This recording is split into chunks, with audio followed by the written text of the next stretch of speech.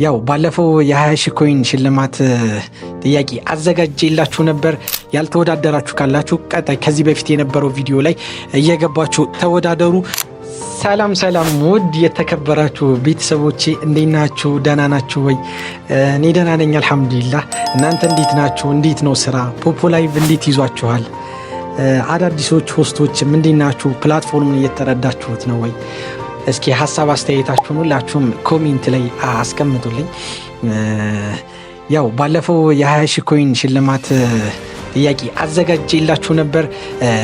ጥያቄውን አሸናፊውን የምንለየው ነገ በቀጣይ ቪዲዮ ነው የማስቀምጥላችሁ። ያልተወዳደራችሁ ካላችሁ ቀጣይ ከዚህ በፊት የነበረው ቪዲዮ ላይ እየገባችሁ ተወዳደሩ። ተመልሷል ምናምን ብላችሁ ዝም አትበሉ፣ ተወዳደሩ። አጥጋቢ የሆነ መልስ የመለሰልኝን ሰው ስለሆነ የምሸልመው እየገባችሁ ተወዳደሩ። ጊዜ ያላችሁ አሁንንም ያልተወዳደራችሁ ሰዎች 20 ሺህ ኮይን የሚያሸልም ጥያቄ አስቀምጬላችኋለሁ እዛኝ ከዚህ በፊት የነበረው ቪዲዮ ላይ።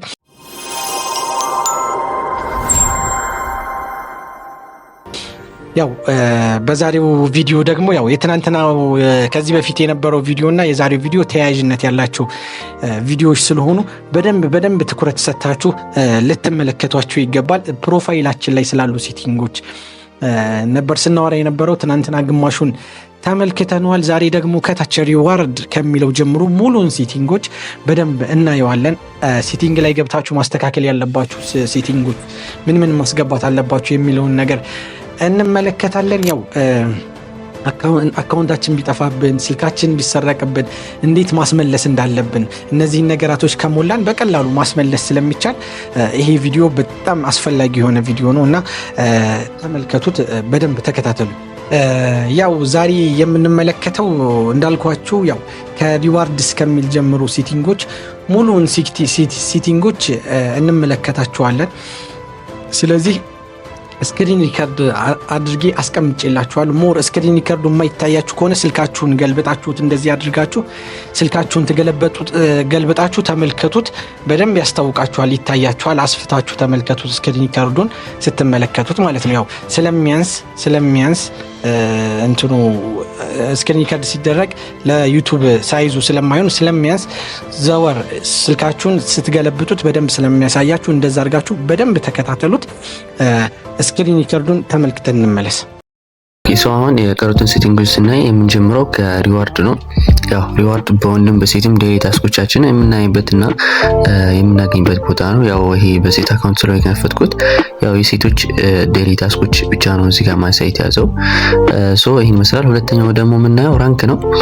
ራንክ ማለት ጀስት በአለም ደረጃ ወር በአገር ደረጃ ከፍተኛ ኮይን የሚያንቀሳቅሱ ሰዎችን በደረጃ የሚያሳየን ነው።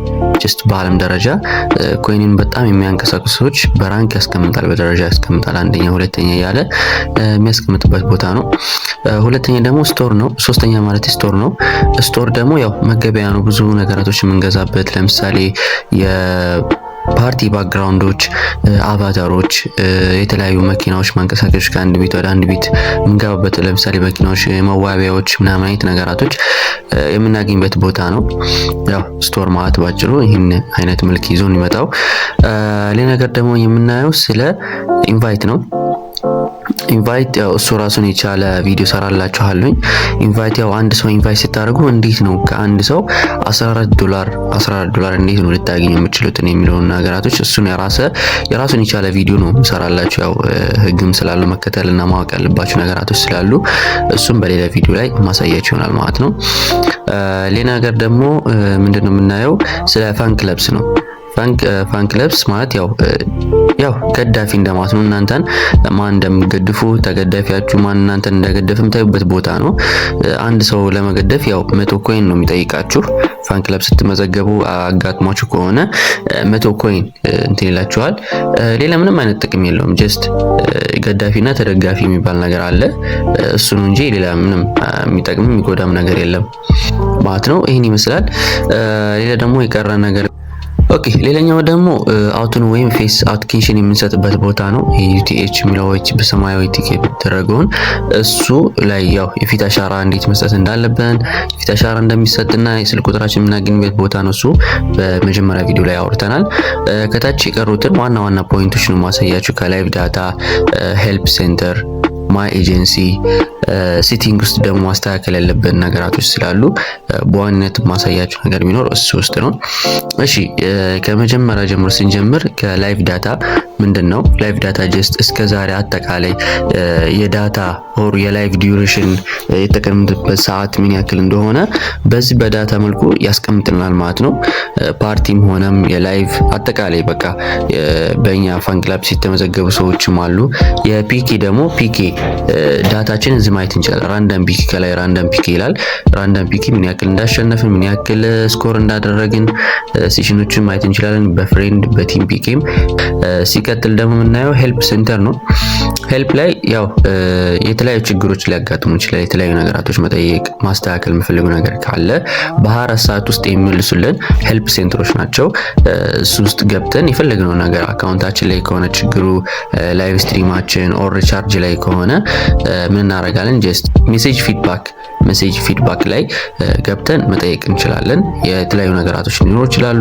በስነ ስርዓት ይመልሱልናል። በስነ ስርዓት መከተል ያለብን ስቴፖች ስለሚኖሩ በዛ ላይ እዛን መከተል እና ማስተካከል እንችላለን ማለት ነው። ባጭሩ ማስተካከል እንችላለን። ፈልገው ነገር ከጽሁፍ ከላይ ከጻፍን በኋላ ከታች አታችመንት ላይ ያው ቪዲዮም ሆነ ፎቶ አታችመንት አድርገን መላክ እንችላለን። እነሱ ማይ ኤጀንሲ ደግሞ ጀስት አንድ ጀማሪ የሆነ ሰው መጥቶ መጀመሪያ ያው ኤጀንሲውን በስነ ስርዓት ከመረጠ በኋላ የኤጀንሲ አይዲውን የሚሞላበት ቦታ ነው።